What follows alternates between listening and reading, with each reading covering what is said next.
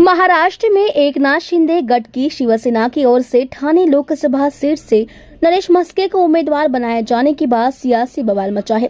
इस सीट को लेकर शिंदे गट की शिवसेना और बीजेपी के बीच मतभेद दिख रहा है। बीजेपी का विरोध जारी है। ठाणे सीट को लेकर यह विरोध है। बीजेपी के कार्यकर्ता इस सीट पर अपनी पार्टी का उम्मीदवार खड़ा करने की मांग कर रहे हैं। नवी मुंबई के पदाधिकारियों ने अपना इस्तीफा दे दिया। बुधवार को महायुति की ओर से शिवसेना के नरेश म्हस्के की उम्मीदवारी की घोषणा की थी।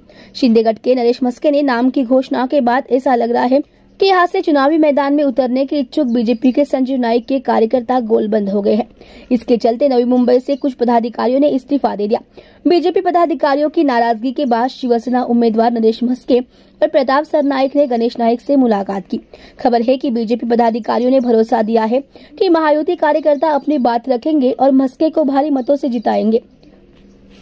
मीडिया से बातचीत करते हुए संदीप नाइक ने कहा, आज की बैठक इसलिए हुई ताकि सभी लोग मिलकर महायुति को प्रमोट कर सके। नवी मुंबई में बीजेपी की प्राथमिकता ज्यादा है। ठाणे जिले में भाजपा के 3 विधायक हैं। एक निर्दलीय विधायक है जो भाजपा का समर्थन करता है। नवी मुंबई में बीजेपी पार्षदों की संख्या अधिक है। महायुति उम्मीदवार के अभियान को मजबूत करना, जिस दिन उम्मीदवार की घोषणा होगी कार्यकर्ता नाखुश हो सकते हैं, लेकिन अगले ही पल महाराष्ट्र में अच्छे परिणाम पाने के लिए कम से कम 45 सीटें जीतने के लिए सभी का एक साथ आना जरूरी है।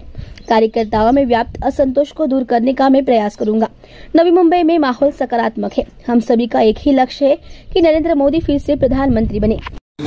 आजची जी बैठक झाली ती सर्वांनी मिळून आता महायुतीच्या उमेदवाराचा प्रचार करावा।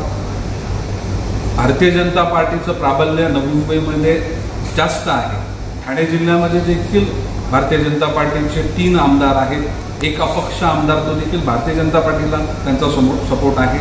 नवी मुंबईमध्ये नगरसेवकांची संख्या ही प्रत्येकानं एकत्रित प्रयत्न करणं गरजेचं आहे। आजवरचं जे कार्यकर्त्यांच्या मनामध्ये साठलेलं ते कुठेतरी आज अनपेक्षितपणे आज बाहेर आलं। नक्कीच नवी मुंबईच्या स्तरावर त्यांनी जे त्यांच्या कंप्लेंट्स होत्या, त्यांच्या शंका कुशंका होत्या, त्याचं निरसन करणं किंवा त्यांचा अन्याय दूर करणं याकरता आम्ही नक्कीच प्रयत्न करू। आणि ज्यावेळेस आमच्या माध्यमातून ते शक्य झालं नाही तर नक्कीच वरिष्ठांशी चर्चा करून ह्या संपूर्ण गोष्टींवर एक चांगलं सकारात्मक एक सर्वांचं एक सहकार्य मिळेल अशा प्रकारची बाब आपल्याला लवकरच बघण्यात येईल।